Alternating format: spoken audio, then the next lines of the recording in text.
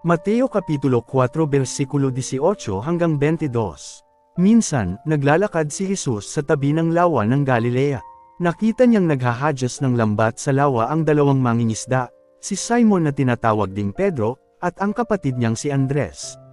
Sinabi ni Jesus sa kanila, "Sumunod kayo sa akin at gagawin ko kayong mga mangingisda ng mga tao." Noon di iniwan nila ang kanilang mga lambat at sumunod kay Jesus.